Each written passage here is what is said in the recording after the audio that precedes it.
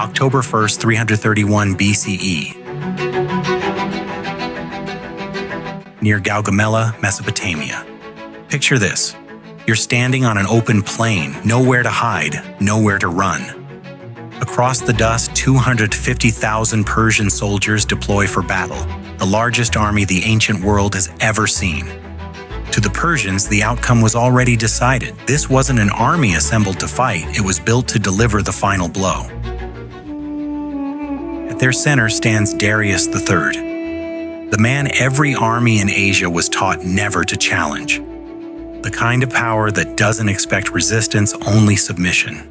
Facing him, 47,000 Macedonians, led by a 25-year-old king who has never lost a battle and has never been closer to death, Alexander the Great. The Persians outnumber him 5-1. They have cavalry on both wings, chariots at the front, war elephants. By every rule of ancient warfare, this should be over before it begins. Now watch what happens. By sunset, the Persian Empire will collapse, and the King of Kings will abandon his men and run for his life.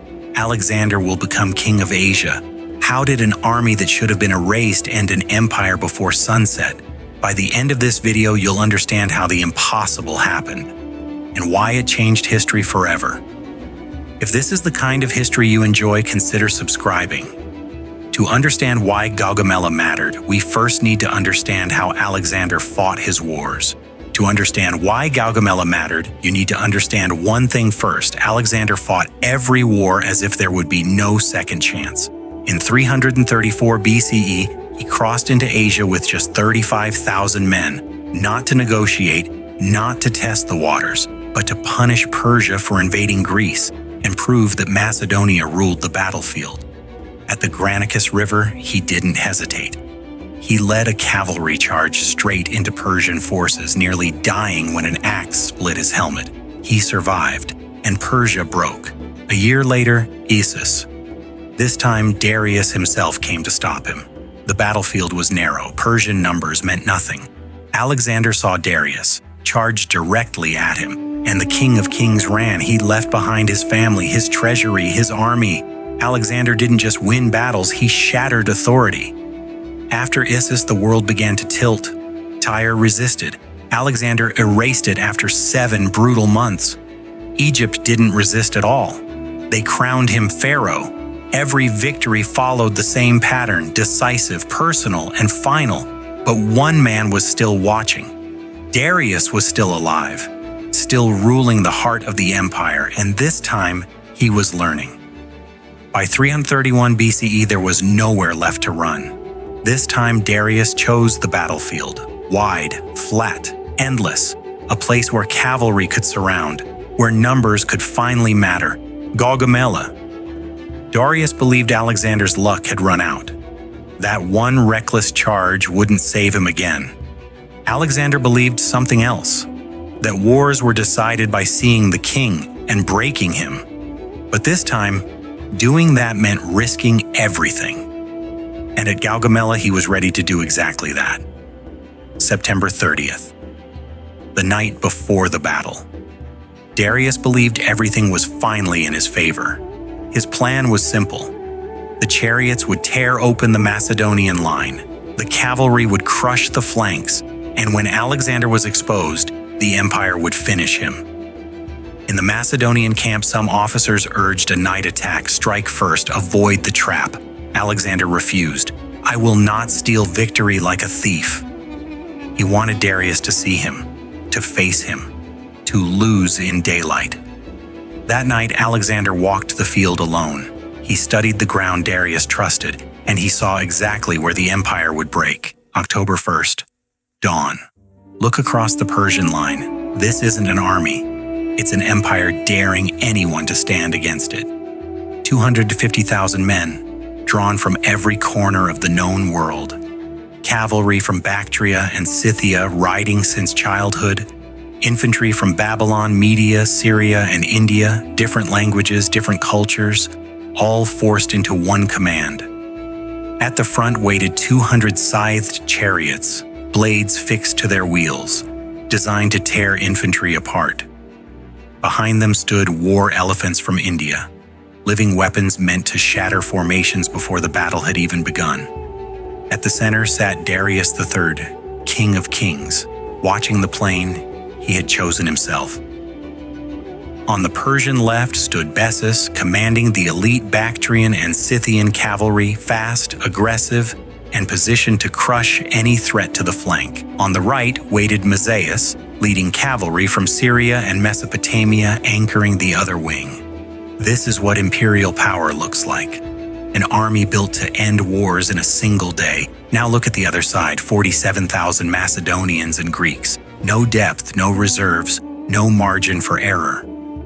At the center stands the Phalanx, 31,000 heavy infantry, locked shoulder to shoulder, holding 18-foot sarissas, forming a moving wall of bronze. Behind them, 9,000 light troops, peltests, archers, and elite shock infantry, fast, flexible, trained to screen the line, break chariots, and strike where the phalanx cannot turn. And on the wings, 7,000 cavalry.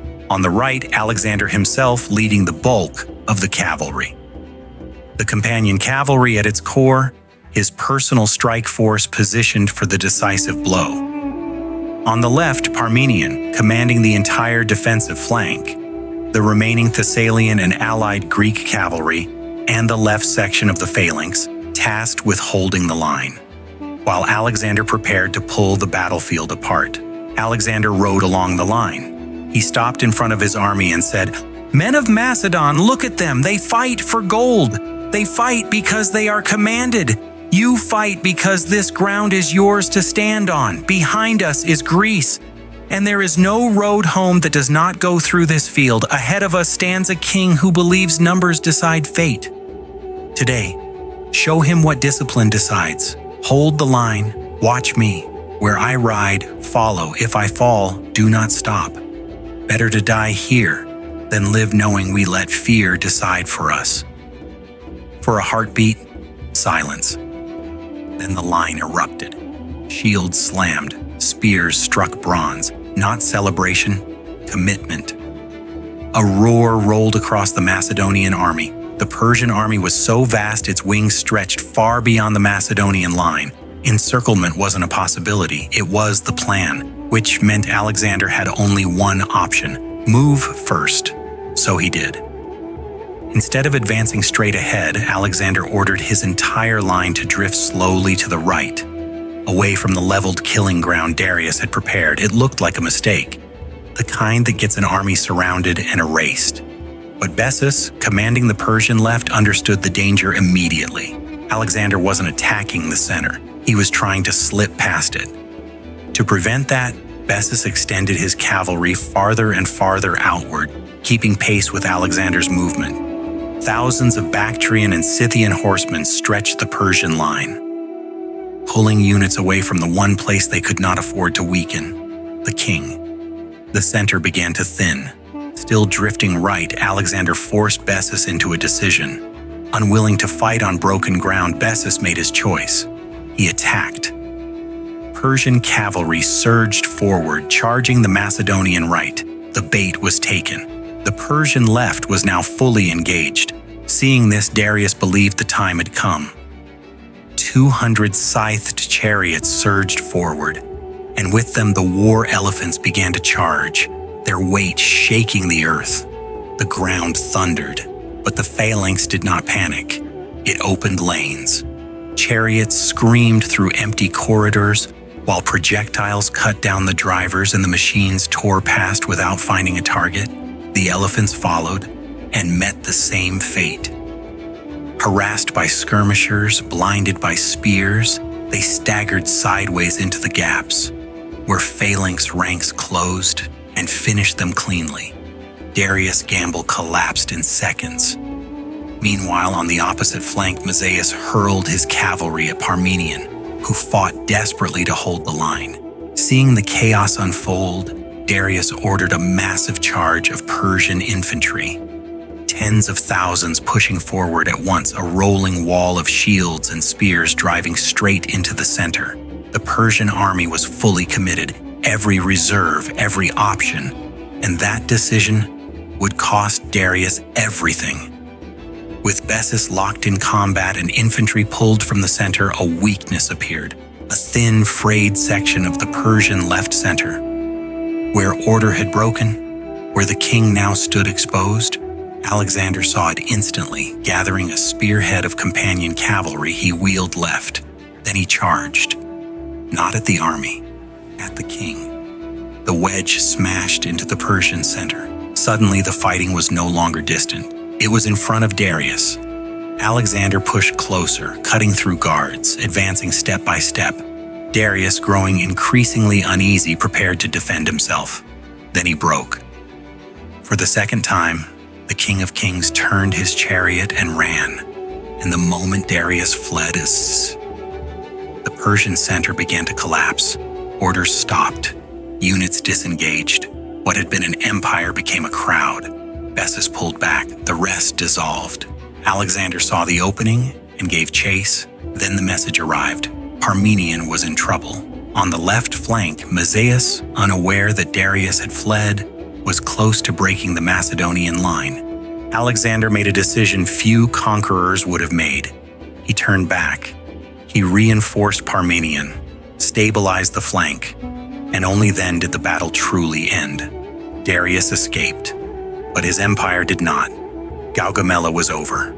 The Persian Empire had lost its center of gravity. Before this day, Persia was still a functioning superpower.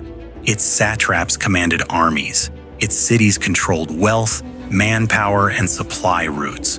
And Darius, however flawed, was still king. After Gaugamela, all of that unraveled. Babylon opened its gates. Susa surrendered its treasury, and Persepolis was burned to the ground. Alexander didn't conquer Persia city by city. He shattered its command structure in a single afternoon. But the war was not finished. Darius was still alive. And as long as the king lived, resistance could still form. So Alexander pushed east, not chasing territory, but legitimacy. That pursuit led him into the mountains, into narrow passes. In 330 BCE, a Persian force made its final stand at a place designed to do what Gaugamela could not: stop Alexander completely. This was the Battle of the Persian Gate, where the empire's last hope lay in ambush and where Alexander came closer to defeat than at any point in his campaign. Watch the Battle of the Persian Gate now.